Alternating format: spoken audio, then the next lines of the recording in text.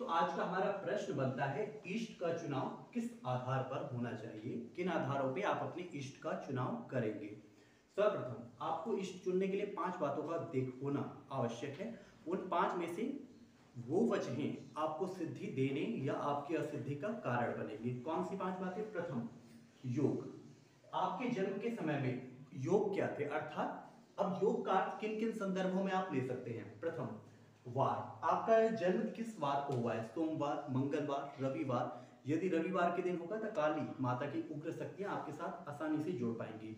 यदि शनिवार हुआ तो हनुमान जी की तंत्रोक्त विद्या, क्रूर शक्तियां, जिस हनुमान की पूजा हम पूर्व कपि मुखाय की बात नहीं कर रहे हैं, यहाँ पर दक्षिण मुख हयग्रीव हनुमान की बात होगी यदि वो शनिवार का दिन का प्रभाव रखते हैं। भैरव आपके इष्ट बनेंगे। यदि आपका जन्म बुधवार को हुआ है तो गणेश भगवान की पूजा अथवा दुर्गा माता की पूजा आपके लिए उत्तम बनेगी। इन्हें आप अपना इष्ट चुन सकते हैं। मंगलवार के दिन यदि आपका जन्म हुआ है और आप सात्विक साधक हैं तो आप हनुमान जी की, और यदि आप तमोगुणी साधक हैं तो आप वीरभद्र की, क्योंकि मंगल ग्रह अग्नि तत्व का प्रतीक है और अग्नि तत्व हनुमान जी के भीतर भी है और वीरभद्र के अंदर भी है। यद्यपि इनमें अंतर सिर्फ इतना है सतोगुणी और तमोगुणी होने का। यदि आपका जन्म सोमवार के दिन हुआ है तो आपके इष्ट भगवान शिव शंकर को आप अपना इष्ट बना सकते हैं, या शिव के किसी भी स्वरूप को। फिर आप उसे महाकाल रूप में पूज लें, चंडोग्र शूलपाणी स्वरूप में पूज लें, काशी विश्वनाथ स्वरूप में पूज लें। हर एक स्वरूप में शिवत्व की शक्तियां आपके साथ होंगी एक इष्ट देवता के तौर में। बृहस्पतिवार के दिन यदि आपका जन्म हुआ है तो आपको भगवान विष्णु की नारायण की सेवा करनी चाहिए और श्री हरि नारायण को आप इष्ट मान के अपने जीवन में आगे बढ़ सकते हैं। इसके अलावा कुछ बातें और होती हैं, ये सिर्फ वार का एक विषय है। दूसरी बात होती है तिथि।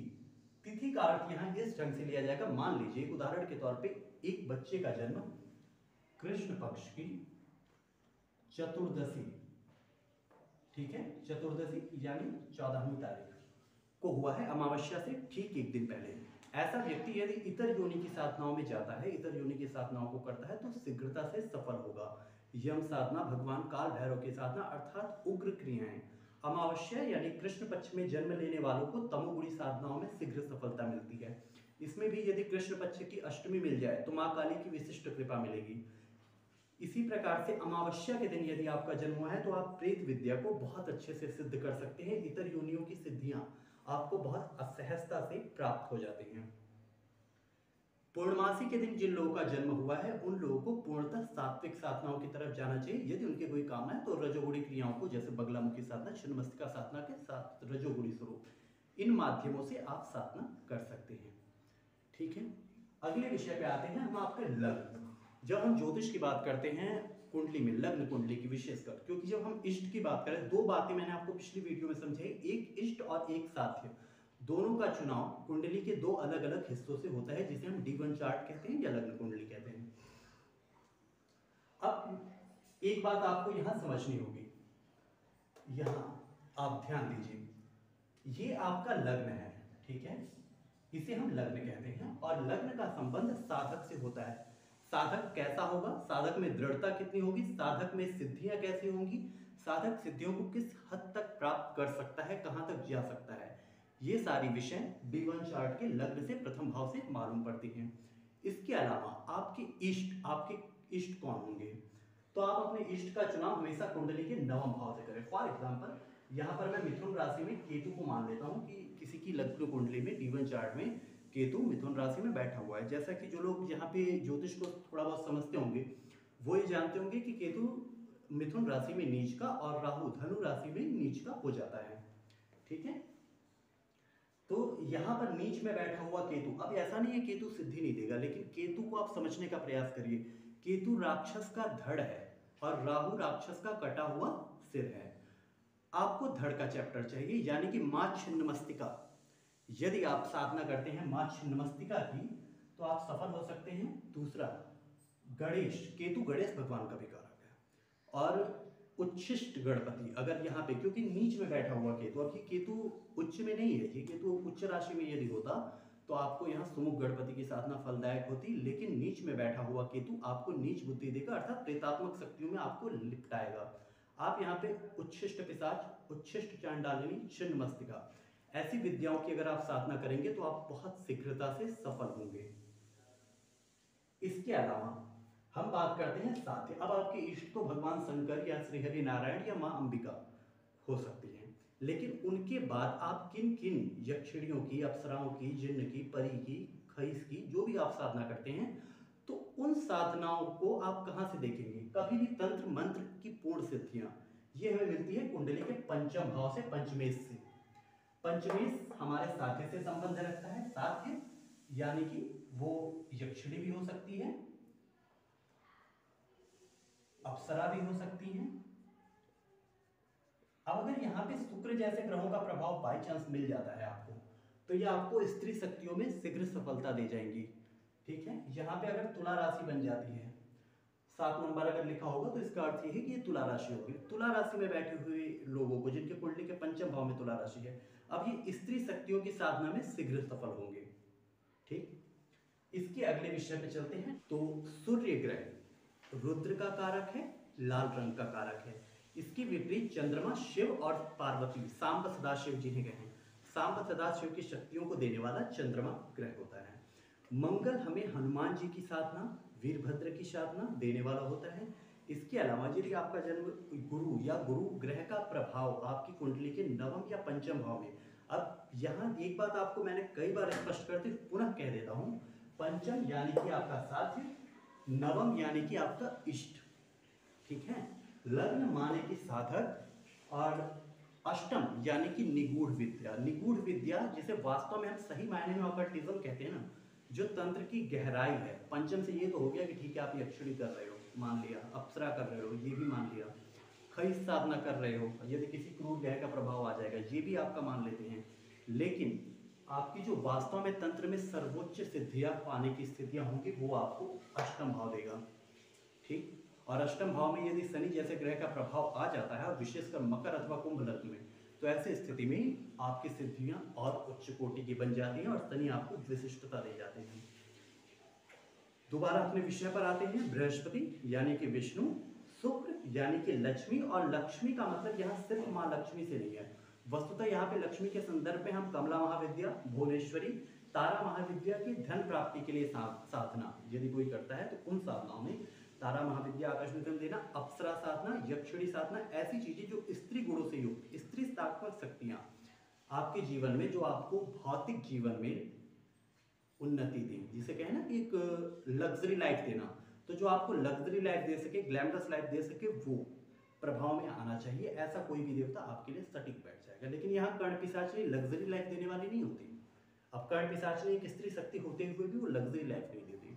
ठीक है, अगले विषय पे आते हैं। शनि, शनि जो है ये भैरव के प्रतीक है। वास्तुतः शनि का मुख्य कार्य है भैरव, और यहाँ पर उन साधनाओं को आप करो जिनमें आप काले रंग के आसन या नीले रंग का आसन आपको प्रयोग करने के लिए कहते हैं ना गुरु, ऐसी किसी भी साधना में बैठोगे आप सफल हो जाओगे। जहां तक राहु का संदर्भ है, राहु को हम भैरव से भी जोड़ सकते हैं, राहु को माँ दुर्गा से भी जोड़ सकते हैं, केतु को भगवान गणेश से जोड़ते हैं, और बुध को दुर्गा माता से जोड़ते हैं। ठीक है, इन बातों को आपको समझना होगा। अगला विषय हमारा है नक्षत्र विद्या। अश्विन नक्षत्र के अधिपति देवता कौन है? अश्विनी कुमार, एक विद्याधर। अश्विनी कुमार को आप किस कैटेगरी में रखोगे?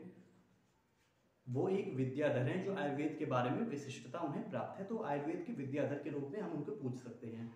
भरणी नक्षत्र वाले को काल की साधना, काल यानी कि मृत्यु, मृत्यु का स्वरूप भगवान महाकाल, मृत्यु का स्वरूप माँ काली, माँ शमशान काली, मृत्यु का स्वरूप भगवान काल भैरव, मृत्यु का स्वरूप माँ त्रिपुर भैरवी, इन शक्तियों को आप कर सकते हैं।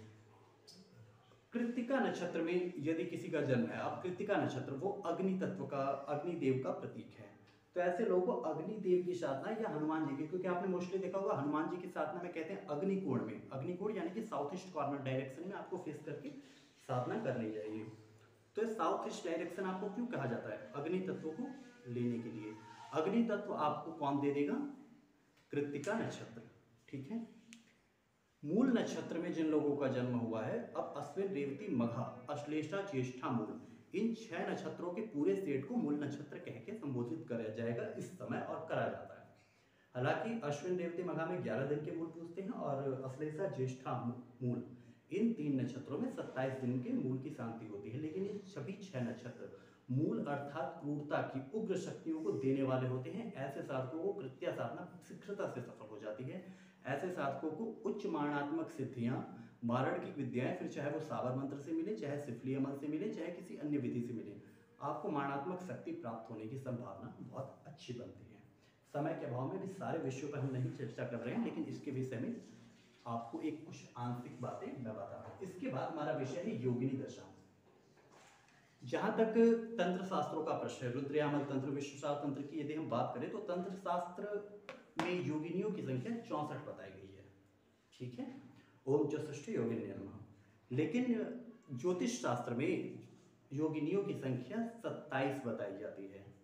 आपको यहाँ एक बात बहुत स्पष्ट रूप से समझनी होगी कि तंत्र की 64 योगिनियां, ज्योतिष के 27 योगिनियां हैं, जो आपके जीवन की उस काल अवधि को, आपकी आयु जैसे ज्योतिष के अनुसार 120 वर्ष, तो उस 120 वर्ष की आयु को जिस प्रकार से महादशा और उन महादशाओं के अंतरदशा, यानी कि आपके प्रिंसिपल हो गए महादशा का मालिक, और आपकी अंतरदशा में जो ग्रह होगा वो क्लास टीचर हो गया। ठीक है, वो क्लास टीचर 40 मिनट के लिए आएगा, अगले बार दूसरा क्लास टीचर आएगा, और जो प्रिंसिपल है, जो उसका कंट्रोल पूरे स्कूल पे रहेगा, आप के हर एक पीरियड पे रहेगा, आपके हर एक टीचर पे रहेगा, वो प्रिंसिपल आपकी महादशा का होता है। ठीक इसी प्रकार से योगिनियां, ये 27 योगिनियां, जैसे संकटा योगिनी, पिंगला योगिनी, उल्का योगिनी, ये योगिनियां हमारे जीवन को प्रभावित करती हैं। जैसे हम बात करें बनारस में, काशी में, बनारस में संकटा योगिनी की विशिष्ट रूप से पूजा होती है। तो संकटा योगिनी जीवन में समस्त संकटों को देने वाले भी हैं और संकटों से बचाने वाले भी हैं। यदि संकट देने वाला आपके साथ हो गया, आप उसके अनुकूल हो गए, उदाहरण के लिए मेरी कुंडली में एक राहु की महादशा चल रही है, उसमें बुध की अंतरदशा चल रही है, एक अलग विषय है।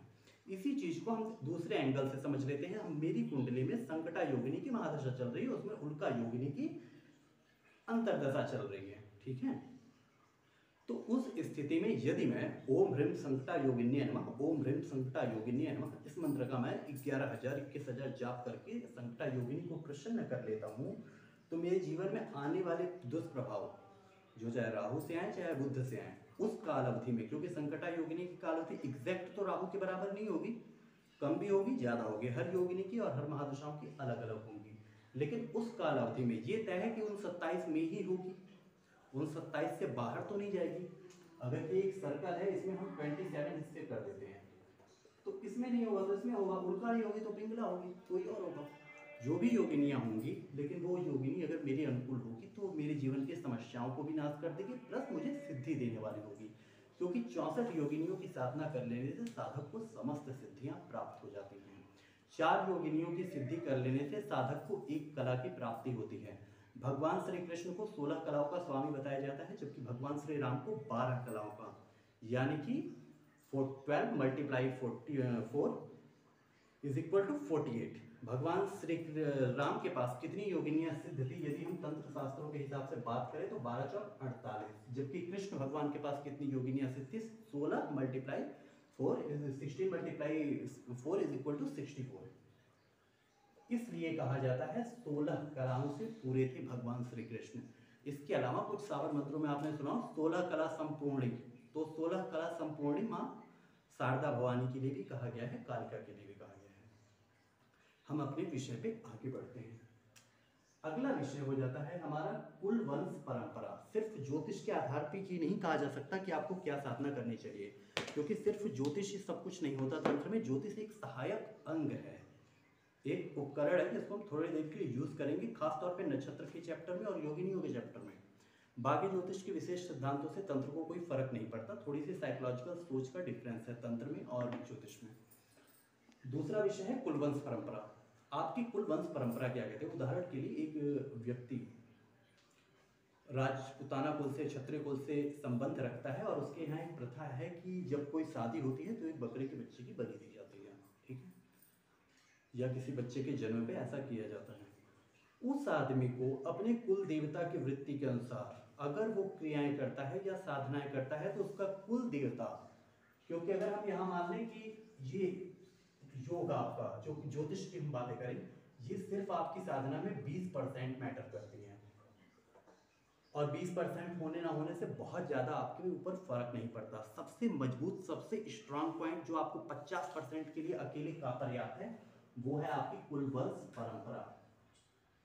मैं ब्राह्मण हूँ और मैं ब्राह्मण कुल में किसी शक्ति की पूजन करता हूँ, किसी ब्रह्मदेव की साधना करता हूँ, तो अपेक्षाकृत एक वाल्मीकि समाज के साधक की अपेक्षा मैं शीघ्रता से सिद्ध कर लूँगा।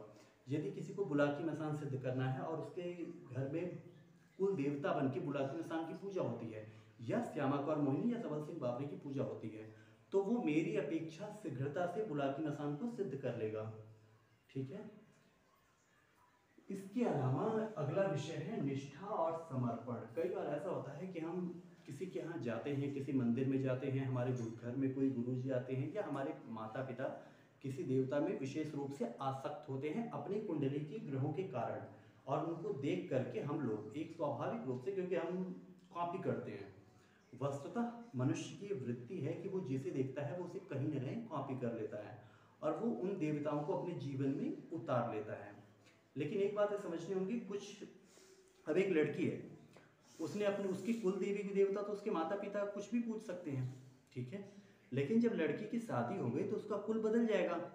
अब उस लड़की का प्रेम, यदि उसका प्रेम जहारवीर बाबा से था और उसके ससुराल में मोहन राम बाबा की पूजा होती है, तो मोहन राम की पूजा में बैठ तो जाएगी, लेकिन जहारवीर बाबा की आसक्ति उसके अंदर प्रबल रहेगी। अब यहाँ दोनों बातें अलग अलग हो जाएंगी, क्योंकि अब कुलवंश परंपरा उसे मोहन राम की साधना करने के लिए प्रेरित करेगा कि उसे कुलवंश परंपरा, क्योंकि उसका विवाह हो चुका है, तो उसे मोहन राम को चुने। अथवा यदि हम निष्ठा और समर्पण की बात करें तो उसका प्रेम, निष्ठा और समर्पण जहारवीर बाबा के प्रति था। तो ये थोड़ा सा आपको यहाँ पे बहुत संभल के निर्णय लेना होगा। यद्यपि आपके लिए सबसे ज्यादा सहायक देवता जहारवीर बाबा बनेंगे इस सिचुएशन में। अब इसका वाइस वर्सा भी हो सकता है, मोहन राम आपके घर के देवता भी हो सकते हैं और जहारवीर आपके ससुराल के कुल देवता भी हो सकते हैं। खैर, निर्णय आप स्वयं करें। चौथे विषय पे आते हैं हम, गुरु परंपरा। हम साधना क्षेत्र में, तंत्र के क्षेत्र में बहुत सी जगहों पर जाते हैं, अपने गुरुओं से, विभिन्न गुरुओं से हम मिलते हैं, ठीक है। उन गुरुओं के माध्यम से हमें कुछ अखाड़े प्राप्त होते हैं, कुछ विद्याएं प्राप्त होती हैं। गुरु अपनी कुंडली के योगों के अनुसार या अपनी वृत्ति के अनुसार गुरु उन विद्याओं को, अपनी सिद्ध की हुई विद्याओं को हमें देता है। ये गुरुवंश परंपरा के तहत मिलती है। इसमें आपके, हालांकि ये सब भी तभी होगा जब आपके योग बनेंगे और कुलवंश परंपरा के देवता आपको सपोर्टिंग होंगे, लेकिन इसके कुछ अपवाद भी हैं। गुरु अपनी विशिष्ट शक्तियों का प्रयोग करके अपने किसी साधक को विशिष्ट रूप से शक्ति चैतन्य कर सकता है अपनी ऊर्जा दे करके, ठीक है। अगले विषय पे आते हैं हम, हठ। कुछ एक जिद होती है, और ज़्यादातर मैं कहता हूँ कि तंत्र की जो हम बात कर रहे हैं ना, आज के समय में तंत्र सारा जिद पे ही चल रहा है। किसी ने एक वीडियो देखी 3 मिनट की, यक्षिणी साधना, अब यक्षिणी करनी है, यक्षिणी करनी है, यक्षिणी करनी है, कोई भी यक्षिणी मिल जाए। किसी ने कहा कुछ भी सिद्धि नहीं हो रही, 3-4 साधना बेकार हो गई। अगला है हठ। हठ यानी कि जिद। ज़्यादातर तंत्र की सारी क्रियाएं हठ के माध्यम से ही हो रही हैं, और हठ के माध्यम से, क्योंकि आपके मन में एक हठ है, मुझे जिन्न सिद्ध करना है, मैंने साधना की, साधना सफल नहीं हो रही, तो कुछ भी सिद्ध हो जाए, भूति सिद्ध करवा दो, प्रेती सिद्ध करवा दो। कई लोग ना इतने फ्रस्ट्रेट होते हैं, वो आके गुरुओं से ये कहते हैं कि कुछ नहीं हो रहा, भूति सिद्ध करवा दो। तुम समझ नहीं रहे, तुम क्या कह रहे हो, तुम्हें क्या पता है तुम्हारे जीवन कहाँ से कहाँ चला जाएगा, और सिर्फ ये जीवन नहीं, तुम्हारे कितने जन्म बर्बाद होंगे इसका तुम्हें अंदाजा नहीं है। लेकिन ऐसा हो सकता है यदि गुरु अपने हट पे आ जाए या शिष्य अपने हट पे आ जाए और हट प्रबल हो जाए तो सिद्धियां मिल सकती हैं, लेकिन थोड़ा सा विलंब लगता है। उतना ज्ञान चाहिए, उतनी तैयारी चाहिए, उतना ही मनोबल चाहिए, उतना ही आप में दृढ़ निष्ठा चाहिए, अपने गुरु के प्रति उतना ही समर्पण होना चाहिए। अगर ये चीज़ें हो जाएंगी तब ये क्रिया आपकी सफल हो जाएगी, ठीक है। होल्ड कर दो, होल्ड कर दो।